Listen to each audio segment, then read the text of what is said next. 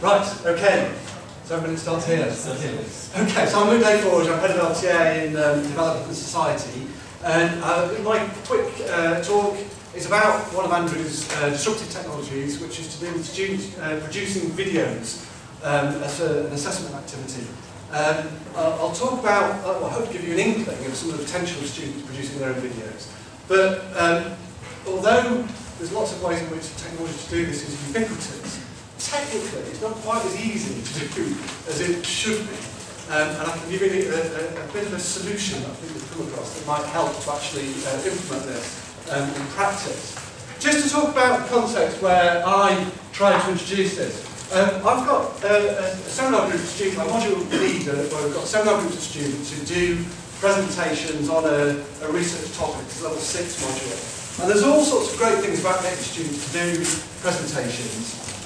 It gets them to focus on communicating to a specific audience. It helps improve their confidence around their language, their verbal skills, their body language, their use of audio-visual technology and so on. It enables them to interact with their peers, all sorts of questioning and answering, gets them used to chairing and posing questions to other students. And the feedback that we've had from students is it's good in all sorts of ways. It's good for employability, it's good for all sorts of skills. Nerve-wracking, but they really appreciate the opportunity to do that kind of presentation. It's quite a common learning activity that we do across the university. But, and this was the driver for moving to videos and presentations, it can be quite tedious for students to sit through hour after hour, if not week after week, of listening to students doing 15, 20-minute presentations. And what you end up with is students spending a lot of time in a situation which is essentially quite didactic. They're just sitting there and listening to other students talking, sometimes not particularly well, and it can be quite tedious, boring, and you lose a lot of learning opportunities because of that. So the driver for me is to think about how could we still allow students to do these kind of presentations without forcing them to sit through a group of 24 students doing their presentations. Now, the inspiration for moving towards student-produced videos was actually a guy called Chris Stokes, who works in the dental school at the University of Sheffield, who right back in 2007, when mobile phones began to have usable video cameras, started filming his own sort of practical work that he was doing on teeth. But he was still thinking, well, could we get students to actually film the work, the practical work that they were doing on teeth and submit that as an assessment? And he had all sorts of worries about whether students would have the technical capability to be able to do that. And he was talking to some students about whether they thought they could do it. And they showed him this, that made him think that, yeah, actually, this was something that students could do themselves as part of their dental society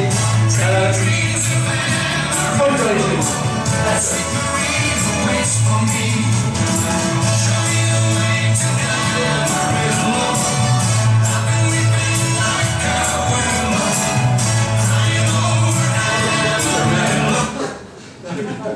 So you can see that from that, the students were pretty competent already in being able to not only film themselves, and that was all filmed on mobile devices, but to actually create it as well. So on the basis of that, I guess I kind of thought, well, you know, surely then we can get students to be using their own devices to actually have a go at producing videos of each other, presenting and submitting those, rather than having to have to do it face-to-face in class.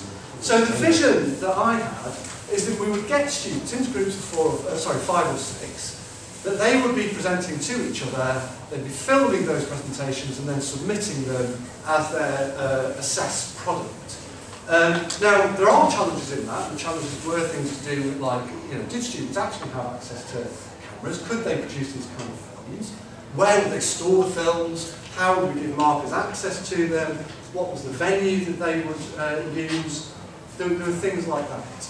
Now, the way that we actually did the work was to get the students to book up self-study rooms within the Access Centre in their groups of 5 and 6, to do the presentations within there. So they were doing booking themselves, they were doing filming themselves in there, taking those away as their assessed product. But to make sure that they knew how to do this, we had a kind of formative tester, where we did spend one session getting them to do little 2-minute presentations, filming each other, and checking that they knew how to do that filming and how to upload it. We did suggest that they use their own devices, but we had a backup where they could borrow flip cameras from a resource room that we've got in DNS. And I think about 15% of them did borrow flip cameras, and the rest used their own iPads, tablets, or mobile phones.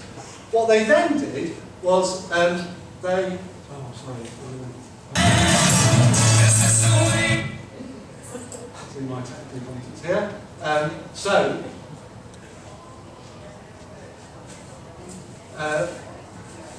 What they then did was we used the new Google Shoe apps and Google Drive as a place where they could store videos, so you can get them to actually upload video into their Google Shoe app, and from there they could get a URL and they could post that URL into an assessment drop-off submission point on Blackboard. What happens is that once they've done that, you get, as a marker, you get a URL that will take you through to the Google Drive video, and you can then view the video. There's a few technicalities to do with getting privacy settings right and making sure that you can share it. But basically, it does seem to work. Certainly from the formative testing, it does seem to work. I'm trying for real next semester. So there's still a couple of issues to do with the length of time it can take to upload a video onto Google Drive, and it seems to work quite well when you've got a good wireless connection, another thing with Andrews. So they need to perhaps go to the asset to be able to do that, to upload from their tablet to Google Drive. And there's a couple of issues with sound quality when we film in a big classroom, which I'm hoping will overcome when they're in a asset study room, which is much smaller. But there we go. I think we overcame some of the technical issues, and hopefully sharing those might enable you to have a go at it yourself. Excellent. Thank you very much, Luke.